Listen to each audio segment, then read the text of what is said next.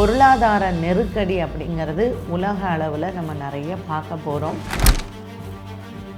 நம்ம இன்றைக்கி ஒரு யூடியூப்க்கு கண்டென்ட் வேணும், இல்லை ஏதோ ஒன்று நம்ம பேசணும் அப்படிங்கிறதுக்காக ஒரு 3 மாத காலம் கழித்து குரு பகவானும் சேரக்கூடிய காலகட்டத்தில் ஒரு விதமான ஆன்மீகத்தில் நமக்கு நல்ல ஒரு முன்னேற்றமும், ஆன்மீக தலைவர்களுக்கு ஒரு நல்ல அங்கீகாரமும். மிதுன ராசிக்காரர்கள், அவங்களுக்கு ஏற்கனவே சனி 10ல் இருக்குது. ஒரு விரலால் ஒன்றும் செய்ய முடியாதது 10 விரல்கள் சேர்ந்தால் செய்ய முடியும். சனி வக்கரத்தில் இடம்பெறும் பொழுது தென்னக தமிழகம் பாதிப்புகள் அதிகமாக இருக்கும். சனி வக்கரத்தினால் சில பிரச்சனைகள் வருமானு கேட்டால், மாலை முரசு இறை நேயர்களுக்கு வணக்கம். இந்த வருடம் நடைபெறக்கூடிய சனி வக்கர பெயர்ச்சி, ஒவ்வொரு வருடமும் சனி பகவான் ஒரு 138 நாட்கள் வக்கரத்தில் வருவதுண்டு. இது இந்த வருஷம் மட்டும்தான் நடக்குதான்னா கிடையாது. எல்லா வருடமுமே சனி பகவான் வக்கரமாக இருப்பார். வக்கரம்னா என்ன அப்படின்னு கேட்டிங்கன்னா, இங்கிலீஷில் ரெட்ரோகேஷன் அப்படின்னு சொல்கிறோம். கிரகங்கள் எப்போவுமே பின்னோக்கி வருமா அப்படின்னு கேட்டிங்கன்னா கிடையாது. அது பின்னோக்கி வருவதல்ல. சனி பகவான் ஏற்கனவே ரொம்ப மெதுவாக நகரக்கூடிய ஒரு கிரகம். இருக்கிறதுலையே 9 கிரகத்தில் ரொம்ப ஸ்லோ மூவிங் பிளானட் எது அப்படின்னு கேட்டிங்கன்னா சாட்டர்ன் தான். ஸோ சனி பகவான் ஒரு 30 வருஷத்துக்கு ஒரு முறை ஒரு ராசிக்கு வரணும். அதுதான் ஒரு 12 ராசிக்குள்ள கிரகங்களினுடைய சுழற்சியில் 12 மாதங்கள் சூரியன் ஒவ்வொரு ராசிக்கு வர்றதும், சனி பகவான் 2.5 வருட காலத்திற்கு ஒரு ராசியில் இருக்கதோ, அப்போது 30 வருஷத்துக்கு ஒரு ராசியில் அவர் வரார். இந்த கணக்கு இந்த கிரகங்களை என்ன பண்ணணும்னா அட்ஜஸ்ட் பண்ணிக்கும். சூரிய பகவான் பார்த்திங்கன்னா ஆனி மாதம் ஆடி மாதம் இந்த ரெண்டுமே 32 நாட்கள் வரும். மற்ற இதெல்லாம் 30 நாட்கள் 31 நாட்கள் வரும்பொழுது இது ரெண்டு மட்டும் 32 நாட்கள் வரும். ஏன்னா சூரிய பகவான் இந்த 12 ராசிகளுக்குள் இந்த 12 மாத காலமும் அவருடைய சுழற்சியை காலத்தை அவர் அட்ஜஸ்ட் பண்ணிக்கிறது. அதே மாதிரி தான் சனி பகவானும் ஒவ்வொரு வருடமும் ஒரு 138 நாட்கள் வக்ரகதி அடைகிறார். அந்த வக்ரகதி அடையிறதுக்கு அதனுடைய அர்த்தம் என்ன அப்படின்னா, ரொம்ப மெதுவாக போகக்கூடியவர் இன்னும் மெதுவாக நகருவார். அப்போ என்ன ஆகும், இந்த நட்சத்திரங்கள் இருக்கு இல்லையா, இப்போ அவர் ரேவதி நட்சத்திரத்தில் இருக்கார் அப்படின்னா அந்த பின்னோக்கி வருவதற்கு உத்திரட்டாதி நட்சத்திரத்தில் இருப்பார். ஸோ இந்த வக்ரகதி அப்படிங்கிறது ஒரு ஒரே ராசியிலேயே ஒரு நட்சத்திரத்திலிருந்து இன்னொரு நட்சத்திரத்துக்கு வர்றது தான். அப்போ இந்த 138 நாட்கள் இந்த 12 ராசிக்கும் இப்படி பலன் அப்படி பலன் இதெல்லாம் சொல்கிறாங்களே, இதெல்லாம் உண்மையா அப்படின்னு கேட்டிங்கன்னா, காலாகாலமாக 138 நாட்கள் இந்த வக்கர பெயர்ச்சி நடக்க தான் செய்யுது. தனி மனிதனுக்கு பலன்கள் உண்டா அப்படின்னா, ராசிக்கு தனி மனிதனுக்கு பலன் பெருசாக கிடையவே கிடையாது. ஸோ வக்கர பெயர்ச்சி அப்படிங்கிறது நம்ம இன்றைக்கி ஒரு யூடியூப்க்கு கண்டென்ட் வேணும், இல்லை ஏதோ ஒன்று நம்ம பேசணும் அப்படிங்கிறதுக்காக வக்கர பெயர்ச்சி பலன்கள் இன்றைக்கி நிறைய பேர் பேசுகிறாங்களே தவிர, உண்மையிலேயே குரு வக்கர பெயர்ச்சி பலனோ இல்லை சனி வக்கர பெயர்ச்சி பலனோ தனி மனிதனுக்கு அது எந்த விதமான பாதிப்புகளையோ நன்மைகளையும் சரி தீமைகளையும் சரி அது கொடுக்காது. அப்போ இந்த வக்கர பெயர்ச்சியினால் என்ன பலன் உண்டு? அப்போ இந்த 138 நாட்கள் ஜூலை மாதம் 27லேருந்து டிசம்பர் மாதம் 11ஆம் தேதி வரைக்கும் எனக்கு எதுவுமே நல்லது நடக்காதா வக்கர பெயர்ச்சியில் அப்படின்னா, உலக அளவில் நிறைய மாற்றங்களை கொடுக்கும். இயற்கையில் கொடுக்கக்கூடிய மாற்றங்கள், அரசாங்க விஷயத்தில் இருக்கக்கூடிய, இப்போ நம்ம பார்க்கலாம் டெல்லியில் எவ்வளோ பெரிய சண்டை நடந்துக்கிட்டு இருக்குது அப்படின்ட்டுன்னு. ஸோ இந்த வக்கர பெயர்ச்சி எல்லாம் நடக்கும் பொழுது செவ்வாய் வக்கரம், சனி வக்கரம், குரு வக்கரம், இந்த 3 கிரகங்களினுடைய வக்கரம் நடக்கும் காலகட்டத்தில் பெரிய கிளர்ச்சி, இல்லைன்னா ஒரு புதுமையான ஒரு ரெவல்யூஷன், இல்லைன்னா அண்டை நாடுகளிடத்தில் இருக்கக்கூடிய சண்டை. இப்போ நீங்கள் பார்க்கலாம் துபாயில் என்ன மாதிரியான சண்டை இப்போது உலக அளவில் இந்த போர்லாம் இருக்குது அப்படின்னு சொல்லிட்டு. ஸோ இது எல்லாம் இன்னும் அதிகரிக்கக்கூடிய ஒரு காலகட்டமாக இந்த ஜூலை 27க்கு மேலே நம்ம பார்க்கலாம். சனி பகவான் மீன ராசியிலே தான் இருக்க போகிறாரு. குரு பகவான் அதே நமக்கு கடகராசியில் தான் இருப்பார். பட் இந்த சனி வக்ர பெயர்ச்சி இடம்பெறக்கூடிய காலகட்டத்தில் குரு பகவான் வந்து அதிசாரமாக நமக்கு நவம்பர் மாதத்தில், அதாவது ஐப்பசி மாதத்தில் குரு பகவான் வந்து நமக்கு சிம்ம ராசியில் வந்து வரப்போகிறார். அப்போது சிம்மத்தில் வரக்கூடிய இந்த குரு பகவான் அந்த காலகட்டத்தில் தான் நமக்கு ராகு கேத்து பெயர்ச்சியும் வரப்போகுது. இந்த ஐப்பசி மாதத்தில் நவம்பரில் வந்து வரும்.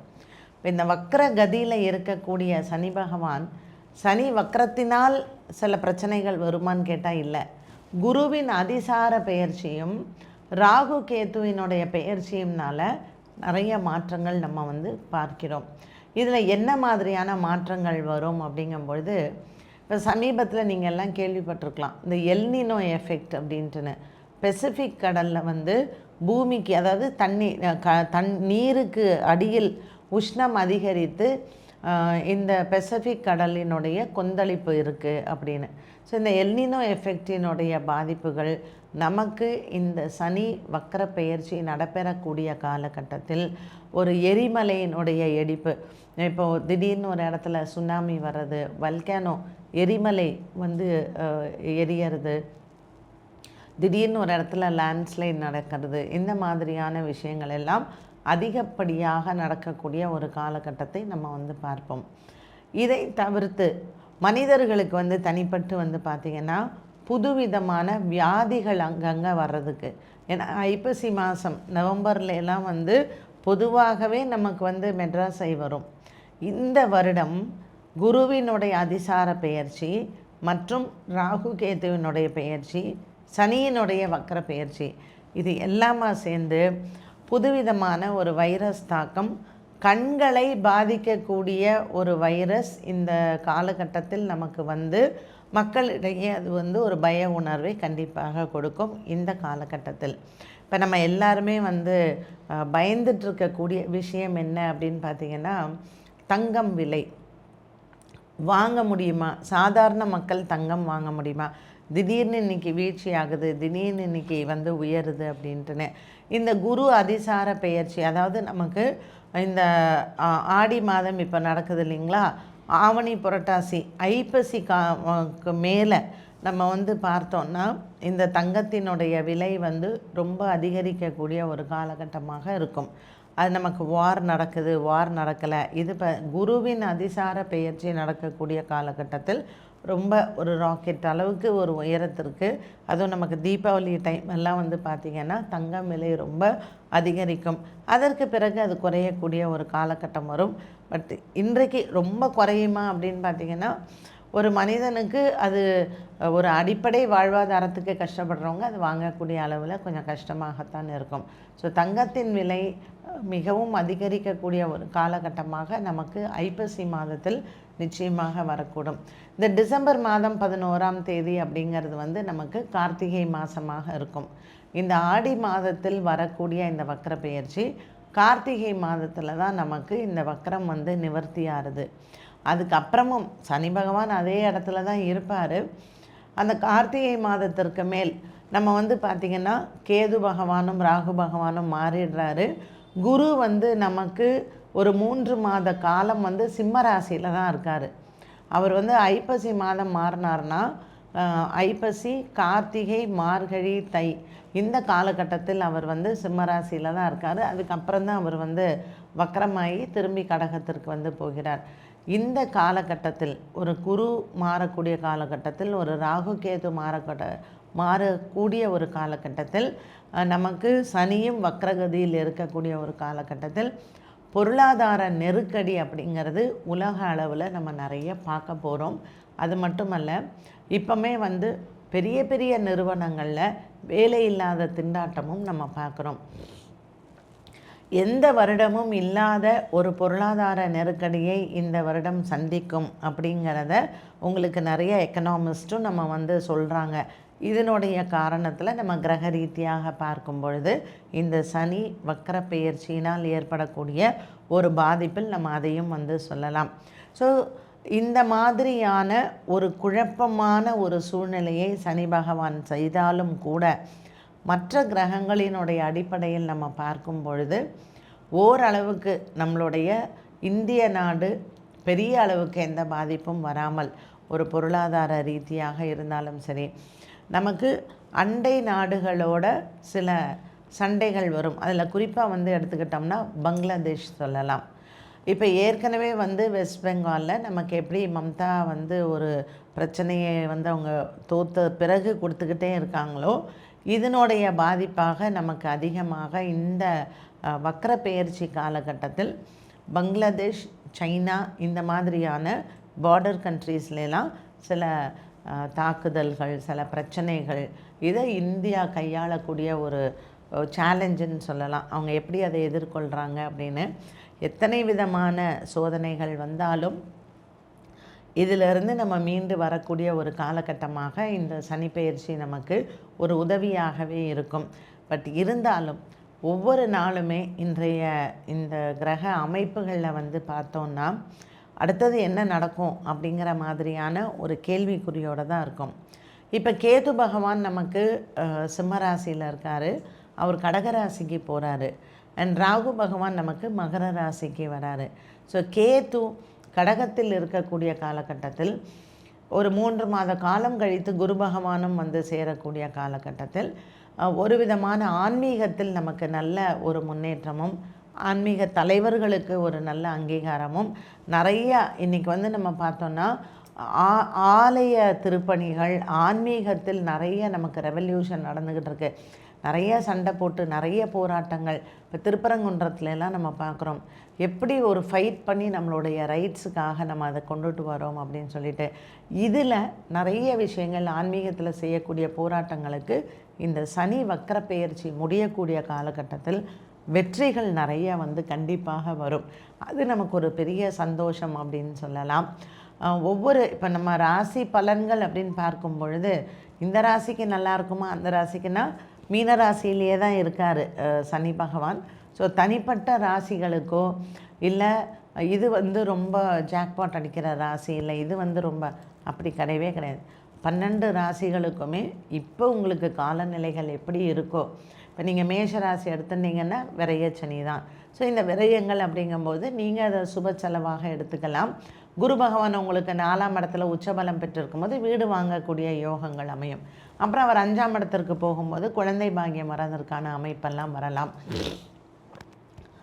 ரிஷபராசி எடுத்துக்கிட்டிங்கன்னா லாபத்தில் சனி இருக்கார். ஸோ ரிஷபராசிக்காரர்களுக்கு குருவும் மாறக்கூடிய ஒரு காலகட்டத்தில், கேது பகவானும் வரக்கூடிய காலகட்டத்தில் பொருளாதாரம் நிறையா இருக்கும். பொருளாதாரத்தை பார்த்து கொள்ள வேண்டிய அவசியமும் கட்டாயமும் இவர்களுக்கு வந்து சேரும். அதனால் ரொம்பவுமே உங்களுடைய பொருளாதாரத்தில் இவங்க கவனமாக இருக்கணும். யார் கேட்டு கொடுத்து ஏமாறாத ஒரு கண்டிஷன். மிதுன ராசிக்காரர்கள் அவங்களுக்கு ஏற்கனவே சனி 10ல் இருக்குது. மறைமுக எதிரிகளால் நிறைய பிரச்சனைகள் இருக்கும். பட் 2 கூடைய குரு பகவான் 3ல் போயிடுவார். 3ல் இருக்கிற கேத்து பகவான் 2ல் வந்துடுவார். ஸோ குடும்பத்தில் நல்ல ஒரு அமைதி, ஒற்றுமை, தன லாபங்கள் இது எல்லாமே வந்து பார்க்கலாம். ரொம்ப கேர்ஃபுல்லாக இருக்கணும் இந்த ராசிக்காரர்கள். அப்படின்னா சிம்ம ராசிக்காரர்கள் அவங்களுக்கு எப்படியா இருந்தாலும் அஷ்டமத்து சனி தான். உங்கள் ராசியில் இருக்கக்கூடிய கேத்து பகவான் அவர் வந்து கடகராசிக்கு போயிடுறாரு. குரு பகவான் உங்களுடைய ராசிக்கு வந்துடுவார். அதனால் இந்த அஷ்டமத்து சனினால் கொஞ்சம் மன கஷ்டங்கள் சிம்மராசிக்காரர்களுக்கு இருக்கும். கன்னிராசிக்காரர்களுக்கு கண்டக சனி இருக்கும். குரு 12ல் வந்துடுவார், கேத்து வந்து லாபத்தில் போயிடுவார். அதனால் அவங்களுக்கும் ஒரு பெரிய மாற்றம் அப்படிங்கிறது இருக்கும். தனுசு ராசிக்காரர்கள் பார்த்திங்கன்னா 4ஆம் இடத்துல சனி பகவான் இருக்கார். ஸோ இந்த அர்த்தாஷ்டம சனியில் இருக்கக்கூடிய இந்த தனுசு ராசிக்காரர்களுக்கு உடன் பிறந்தவர்களிடத்தில் சொத்து தகராறுகள், சண்டை சச்சரவுகள் இதெல்லாம் வருவதற்கான வாய்ப்புகள் நிறையா இருக்கும். அவங்களும் ரொம்ப கவனமாக இருக்கணும். கும்பராசிக்காரர்களுக்கு ஒரு பெரிய ரிலீஃப் இருக்கும். ஏன்னா இப்போது 7ல் இருக்கக்கூடிய கேது வந்து 6ஆம் இடத்திற்கு வந்து நிறையா பணம் சம்பாதிக்கக்கூடிய வழி கிடைக்கும். அதே போல் குரு பகவான் அவங்களுக்கு 7ஆம் இடத்திற்கு போயிடுவாங்க. கணவன் மனைவி ஒற்றுமை சிறப்பாக இருக்கும். மீன ராசிக்காரர்களுக்கு ஜென்மச்சனி 5ல் இருக்கிற குரு 6ல் வராரு, 6ல் இருக்கிற கேது 5ல் வராரு. அதனால் பிள்ளைங்களுக்காக செலவு செய்யக்கூடிய ஒரு கால சூழ்நிலை இருக்கும். ஸோ இப்படி கிரகங்களுக்கு ஒவ்வொரு ராசிகளுக்கும் அப்படின்னு நமக்கு பார்க்கும் பொழுது இந்த மாதிரியான ஒரு சில விஷயங்களில் நம்ம கவனமாக இருந்தால் போதுமானது. வக்ர பெயர்ச்சிக்கு அப்படின்னு தனியாக ஒரு கோயிலுக்கு போகணுமா அப்படின்னா அவசியமே கிடையாது. பொதுவாக ஒரு கிரகத்திற்காக மட்டும் நம்ம பரிகாரங்களை தேடுவது அப்படிங்கிறது தவறான ஒன்று. சனி, குரு, ராகு, கேது இந்த நாளும் சேர்ந்து நமக்கு பெரிய அளவுக்கு ஒரு பாதிப்பை கொடுக்கக்கூடாது அப்படிங்கிறதுக்காக நவகிரகங்களையும் வழிபாடு செய்து சிவன் கோயிலில் இருக்கக்கூடிய நவகிரக வழிபாட்டை செய்யலாம். சரி, நம்ம ஒரு உலக அமைதிக்காக என்ன பண்ணலாம்? இப்படி இந்த கிரகங்கள் எல்லாம் இருக்கும் பொழுது நிறைய நமக்கும் ஒரு பயம் இருக்குது. நம்மளை சார்ந்தவர்கள் வெளிநாட்டில் நிறைய பேர் இருக்காங்க. அதனால் எல்லாரும் நல்லா இருக்கணும், இந்த உலகம் ஒரு அமைதியாக இருக்கணும் அப்படின்னு சொன்னால் உங்கள் குலதெய்வத்திற்கு அவங்களுக்குன்னு தனிப்பட்ட குலதெய்வங்கள் இருக்கும் இல்லையா? ஸோ உங்கள் குலதெய்வங்களுக்கு நீங்கள் தினமும் வீட்டிலையே காலையில் ஒரு நல்லெண்ணெய், நெய், இழுப்பெண்ணெய் இது 3 சேர்த்து ஒரு தீபம் ஏற்றி உலகம் நன்மைக்காக, உலக அமைதிக்காக, ஒரு போர் வந்தால் கூட பெரிதளவுக்கு அந்த பதற்றம் இருக்கக்கூடாது, பஞ்சம் இருக்கக்கூடாது, மழையினால் அழிவு நிறையா இருக்குது இந்த வருஷம். அதனால் இந்த சனி வக்கர பெயர்ச்சியில் நம்மளை சார்ந்தவர்கள் எங்கே இருந்தாலும் இந்த உலகத்தில் பெரிதளவுக்கு மக்கள் பாதிக்கப்படக்கூடாது அப்படிங்கிறத பிரார்த்தனையை நம்ம குலதெய்வத்துக்கு டெய்லி வச்சோம்னா சனி, ராகு, கேது, குரு இவர்களினுடைய இந்த மாற்றமானது பெரிதளவுக்கு நம்மளை பாதிப்பை கொடுக்காது. ஸோ இந்த சனி வக்கர பெயர்ச்சி அப்படின்னு சொல்லக்கூடிய காலகட்டம் ஜூலை மாதம் 27ஆம் தேதியிலிருந்து டிசம்பர் மாதம் 11ஆம் தேதி வரைக்கும் நமக்கு 138 நாட்கள் சனி பகவான் அவருடைய பாதையை அவர் அட்ஜஸ்ட் பண்ணக்கூடிய ஒரு காலம்தான் சனி வக்ரம் அப்படின்னு சொல்கிறது. ஸோ வக்ர நிவர்த்தி டிசம்பர் 11ஆம் தேதி நடைபெறுகிறது. இந்த மீன ராசியில் இருக்கக்கூடிய சனி பகவான் பெரிதளவுக்கு எந்த ராசிக்காரர்களாக இருந்தாலும் நமக்கு தொல்லை இல்லாமல் இருக்கணும்ப்பா அப்படின்னு நினச்சிங்கன்னா ஆஞ்சநேயர் கோவில் வழிபாடுகளும், ரொம்ப பராமரிப்பே இல்லாமல் இருக்கக்கூடிய சிவன் ஆலயங்களுக்கும் ஒருவேளை அந்த விளக்கேற்றுறதுக்கான வழியை நம்ம கொண்டு போய் கொடுத்தோம் அப்படின்னு சொன்னால் சனி பகவான் ரொம்ப திருப்தியாகி நம்மளையும் நம்ம நாட்டு மக்களையும் நம்ம நாட்டையும் நிச்சயமாக காப்பாற்றுவார். ஸோ ஏதாவது ஒரு விதத்தில் நம்ம சரீரப்பாடு படணும். எத்தனையோ சிவன் ஆலயங்கள் கேப்பாரற்று இருக்குது, நிறையா வைணவ திருத்தலங்களும் இருக்குது. பட் இந்த சனி பகவானுக்கு ஒரு வக்கர நிவர்த்திக்கு நம்ம செய்யக்கூடிய பரிகாரமாக ஏதாவது ஒரு ஆலயத்திற்கு நம்மளால் முடிஞ்சு ஒரு வேளை தீபம் ஏற்றுவதற்கு நம்ம உறுதுணையாக இருக்கலாம். ஸோ உங்கள் ஊரில் ஒரு ஆலயம் பராமரிக்கப்படாமல் இருக்குன்னா ஊர் மக்கள் எல்லாம் சேர்ந்து அதை எடுத்து செய்யலாம். ஒரு விரலால் ஒன்றும் செய்ய முடியாதது 10 விரல்கள் சேர்ந்தால் செய்ய முடியும். இதுக்கு நம்ம யாரையும் போய் வெளியில் எதுவும் கேட்கணும் அப்படிங்கிற அவசியம் இல்லை. அதனால் உங்கள் ஊரில் இருக்கிற ஆலயங்களை நீங்கள் பார்த்து பராமரித்தாலே உங்கள் ஊர் நல்லாயிருக்கும். அப்படி ஒவ்வொரு ஊர் மக்களும் அதை எடுத்து நீங்கள் பண்ணும் பொழுது இந்த நாடு ரொம்ப செழிப்பாக இருக்கும். நவகிரகங்களுக்கு நம்ம செய்ய வேண்டிய சில பரிகாரங்களை ஒழுங்காக பண்ணோன்னா நாட்டு மக்களும் கண்டிப்பாக நிம்மதியாக இருப்பாங்க. எந்த விதமான பதற்றமும் இல்லாமல் சனி பகவான் நமக்கு நிச்சயமாக ஒரு நன்மையை தருவார். ஸோ சனி பகவானால் நமக்கு தாக்கம் ரொம்ப இருக்கக்கூடாது அப்படின்னு நினைக்கிறவங்க ஆஞ்சநேயர் வழிபாடையும் அதே மாதிரி நரசிம்மர் வழிபாடையும் நீங்கள் செஞ்சுட்டே வந்தீங்கன்னா சனி பகவானால் ஏற்படக்கூடிய அந்த தாக்கம் குறையும். எப்போவுமே ஒரு கிரக மாற்றம் நடைபெறுகிறது, இல்லை ஒரு வக்ரம் நடக்குது அப்படின்னு சொன்னால் இயற்கை சீற்றங்கள் நிறையா இருக்கும். நம்ம சமீப காலத்தில் பார்க்கலாம், நிறைய இயற்கை சீற்றங்கள் வருது.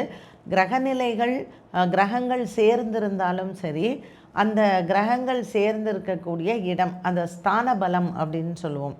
ஸோ இப்போ நமக்கு கடகராசியில் குரு பகவான் இருக்கிறாரு. அதோடு சேர்ந்த இருக்கக்கூடிய கிரகங்களோடு சேரும் பொழுது நமக்கு மழையின் அளவு அதிகமாகலாம். ஸோ இந்த வாட்டி பார்த்திங்கன்னா கேத்து பகவான் நமக்கு கடகராசியில் வரப்போகிறாரு. இந்த சனி வக்ரம் இருக்கக்கூடிய இந்த காலகட்டத்தில் ஐப்பசி மாதத்தில் அதிகமாக மழையின் அளவை நம்ம பார்க்க போகிறோம். ஸோ புரட்டாசி, ஐப்பசி இந்த 2 மாதங்களுமே மழை நிறையா இருக்கும். பொதுவாக மழை காலம்தான் அது. இந்த வாட்டி எந்த இடம் அதனுடைய பாதிப்பை அதிகம் இருக்கும் அப்படின்னு பார்த்திங்கன்னா தமிழகத்தினுடைய தென் பகுதிகள் அதிகமாக மழையினால் பாதிக்கப்படும். இப்போ நம்ம ஒரு உதாரணத்துக்கு சொல்லணும்னா கன்னியாகுமரி, ஒரு அந்த தமிழ்நாட்டினுடைய டிப் எடுத்துக்கலாம். ராமேஸ்வரம், கன்னியாகுமரி, நாகர்கோவில், திருநெல்வேலி இந்த மாவட்டங்கள் எல்லாம் மழையின் அளவு அதிகமாக இருக்கும். ஒரு சில இடங்கள் இந்த மழையினால் அழிவு வருவதற்கும் வாய்ப்புகள் அதிகம் உண்டு. அதனால் இப்போல்லாம் ஜென்ரலாகவே ஒரு மழைக்காலம் அப்படின்னாலே அதற்கான ஒரு தற்காப்பு வந்து எல்லாருமே வந்து பண்ணுறாங்க. ஸோ இந்த சனி வக்கரத்தில் இடம்பெறும் பொழுது தென்னக தமிழகம் வந்து பாதிப்புகள் வந்து அதிகமாக இருக்கும். அதில் குறிப்பிட்டு இந்த இடங்கள் எல்லாம் வந்து நமக்கு பஞ்சாங்கத்திலையும் சொல்லப்பட்டிருக்கிறது. ஸோ இந்த ஊர் மக்கள் எப்போவுமே ஒரு கடலோரத்தில் இருக்கக்கூடிய மக்கள் பாதுகாப்பாக இருக்கணும் அப்படின்னு சொல்லுவாங்க. இந்த தடவை கொஞ்சம் அதிகமான பாதுகாப்போடு அவங்க இருக்கலாம். ஸோ அவங்களுக்கு தேவையான விஷயங்கள், ஏன்னா காற்றோடு சேர்ந்த புயலும், அதாவது புயலோடு சேர்ந்த மழையும் வருவதற்கு வாய்ப்புகள் அதிகம் உண்டு. அதனால் மழையினால் சேதம், புயலினால் சேதம், இது ரெண்டுமே சேதங்கள் அதிகமாக இருக்கும். குறிப்பாக நம்ம சொன்ன இந்த தென் தமிழகத்தில். அதனால் அவங்க என்னென்ன மாதிரியான வழிபாடுகள் எல்லாம் செஞ்சு பெரிதளவுக்கு பாதிப்புகள் வராமல் நம்ம இயற்கையை எப்பொழுதுமே நம்ம வந்து பஞ்சபூதங்களையும் வணங்குறோம் இல்லையா? அதனால் நீர், நெருப்பு, காற்று, ஆகாயம் இவங்க எல்லாமே நம்ம தெய்வங்களாக வணங்கும் பொழுது பெரிய அளவுக்கு பாதிப்புகள் இல்லாமல் நம்ம வணங்கலாம். சனி வக்ரம் ஜூலை மாதம் 27ஆம் நடைபெறுகிறது. சனி வக்ர நிவர்த்தி டிசம்பர் மாதம் 11ஆம் நடக்கு. டிசம்பர் மாதம் 11ஆம் தேதி நடைபெறுகிறது. இந்த சனியினுடைய வக்ரத்தை பற்றி நம்ம சனி பகவானை மட்டும் சொல்லாமல் மற்ற கிரகங்களோடு சேர்த்து இந்த பதிவில் நம்ம பார்த்தோம். சொன்ன பரிகாரங்களை முறையே செய்து நம்மளையும் நம்ம நாட்டையும் நாட்டு மக்களையும் நம்ம காப்பாற்றுவோம். மீண்டும் மற்றொரு பதிவில் சந்திக்கும் வரை நன்றி, வணக்கம்.